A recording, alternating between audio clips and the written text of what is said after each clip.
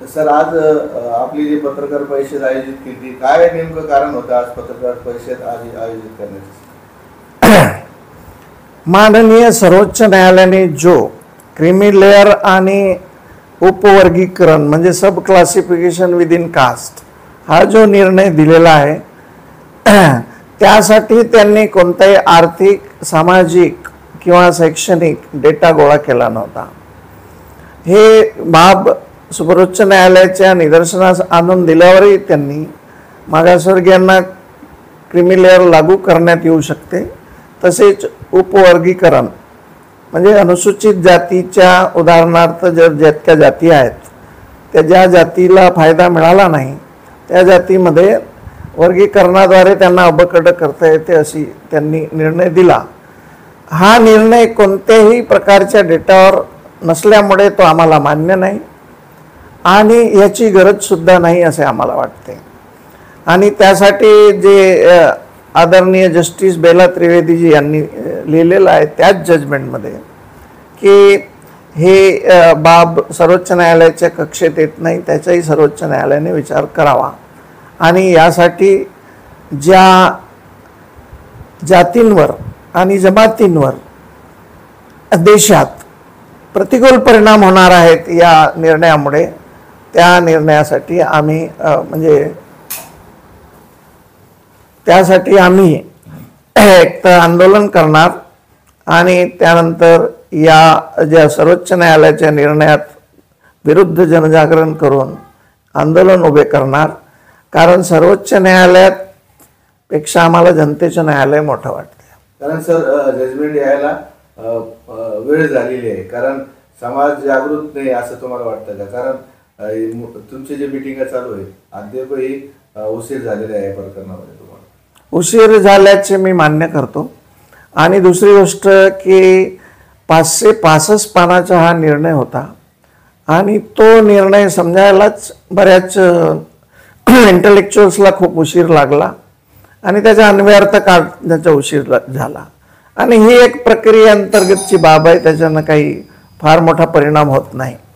तर त्यामुळे जरी उशीर झाला तरी आपल्याला अन्यायाविरुद्ध संघर्ष करणे आवश्यक आहे. संघर्ष कसा असणार? रस्त्यावर उतरून असणार का कसं? नाही, प्रश्न समजला नाही. पण संघर्ष कसा असणार? रस्त्यावर उतरून करणार का काही उपोषण वगैरे धरणे वगैरे करणार? मूळ महत्त्वाचा मुद्दा हा आहे की ज्यांच्यावर प्रतिकूल परिणाम होतो ते तर आता रस्त्यावरच उतरतील आणि वेळप्रसंगी जी जी भूमिका आवश्यक आहे तर ज्या समाजावर अन्याय होतो ती घेईल. ते तुम्हाला वाटत नाही केंद्र सरकारने या प्रकरणामध्ये हस्तक्षेप करावा म्हणून? केंद्र सरकारने बऱ्याच प्रकरणात हस्तक्षेप करावा हे आम्हाला वाटते, पण माझ्या वाटण्याने केंद्र सरकारला काही फरक पडेल असं मला नाही वाटत. त्यासाठी आपल्यावर अन्याय झाला तर आपण जागृत व्हायला पाहिजे. समाजाचे काही लोकप्रतिनिधी आहेत लोकसभेमध्ये, विधानसभेमध्ये, या प्रकरणामध्ये तुम्ही त्यांना या संदर्भामध्ये काही मीटिंग वगैरे बोलवले आहे? आम्ही बोलवणार आहोत. त्याच्यापैकी बऱ्याच जे राज्यामधील जे प्रतिनिधी आहेत त्यांना आमच्या कार्यकर्त्यांनी संपर्क केलेला आहे. पण तुम्ही म्हणता त्याप्रमाणे मोठ्या प्रमाणात बैठकचे नियोजन सुरू आहे, बैठकीचे त्याप्रमाणे संपर्क सुरू आहे. कुठेतरी या प्रकरणामध्ये केंद्र व राज्य सरकारचे जे मंत्री आहेत ते काही लक्ष घालत नाही असं तुम्हाला वाटतं? हो, त्यांनी जर व्यवस्थित लक्ष घातलं असतं किंवा ह्या प्रकरणी जर त्यांनी संसदेत आवाज उठवला असता की जर माहितीच उपलब्ध नाही आहे अनुसूचित जाती, अनुसूचित जमाती. तुम्हाला सांगायला मला आनंद वाटेल की 1108 जाती आहेत अनुसूचित जातीच्या, त्यातल्या बऱ्याच जातीबद्दल बरीच माहिती केंद्र सरकारकडे नाही आहे. तर महत्त्वाचा मुद्दा असा की जर माहितीच उपलब्ध नाही तर ती त्यांनी व्यवस्थित गोळा करावी आणि त्यांनी याबद्दल बोलावं. जर संसदेत या बाबतीत जर चर्चा झाली असती अशा प्रकारच्या तर याबद्दल नक्कीच सुप्रीम कोर्टावर एक बंधन आलं असतं की आपण असं करायला नको पाहिजे होतं. बरं, जे जजमेंट आलेले आहे 108 तुम्ही समाज म्हणतात, किती समाज या प्रकरणामध्ये आलेले आहेत? मी 1108 अनुसूचित जातीची देशातली संख्या सांगितली 1108. महाराष्ट्रात त्या 59 जाती आहेत शेड्यूल कास्टच्या. तुमचा आणखी प्रश्न काय होता? तर याच प्रकरणामध्ये केंद्र सरकार राज्य सरकार जबाबदार आहे तुम्हाला असं वाटतं?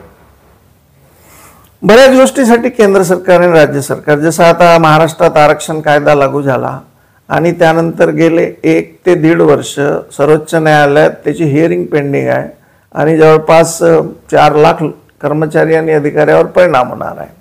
प्रतिकूल परिणाम जर होत असेल तर राज्य सरकारने लक्ष घालायला पाहिजे. ते लक्ष घालत नाही महाराष्ट्र राज्य. त्यामुळे मागासवर्गीयांच्या पदोन्नत्या आणि नेमणुका सुद्धा रखडलेल्या आहेत. त्यामुळे राज्यांनी मागासवर्गीयांना विधायक ठरतील अशी भूमिका घ्यावी आणि त्यांची अडवणूक करू नये असं मला वाटतं. कुठेतरी आता सध्याला विधानसभा निवडणुका जवळ आलेल्या आहे आणि ओबीसी समाज या सरकारला नाराज झालेला असं चित्र दिसून येतं. काय सांगणार? ॲक्च्युअली आम्ही त्याचा थोडा अभ्यास केला तर साधारणतः 305च्या वर जाती ओबीसीच्या आहेत महाराष्ट्रात.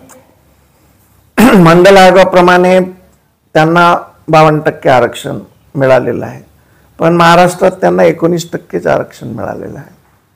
तर आणि तेही फक्त नेमणुकीत, पदोन्नतीत नाही.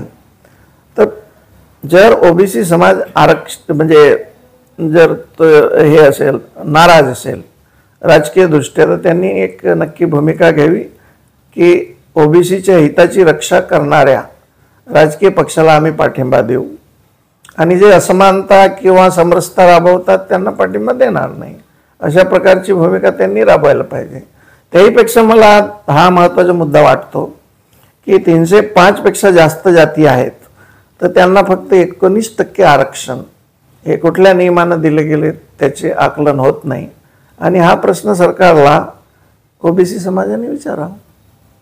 तर पुढची लढाई कशी असणार, कसं आंदोलन? सध्या तरी आम्ही वर्कशॉप घेणार, जनतेला म्हणजे अवेअरनेस प्रोग्राम राबवणार. 3ऱ्या स्टेजमध्ये लोकप्रतिनिधी जे आहेत, जे मागासवर्गीय कोट्यातून निवडून येतात आणि त्यांना सांगणार की या निर्णयामुळे हे प्रतिकूल परिणाम होत आहेत, तर तुम्ही तुमचे जे मंच आहेत पार्लमेंट म्हणा किंवा विधानसभा किंवा विधान परिषदेत तुम्ही यावर प्रश्न विचारायला पाहिजे. या पद्धतीने आमचं नियोजन सुरू आहे. आपलं नाव सर? मी कुलदीप रामटेके आणि आरक्षणाच्या केसमध्ये बानाईतर्फे सर्वोच्च न्यायालयात हस्तक्षेप याचिका करत आहे.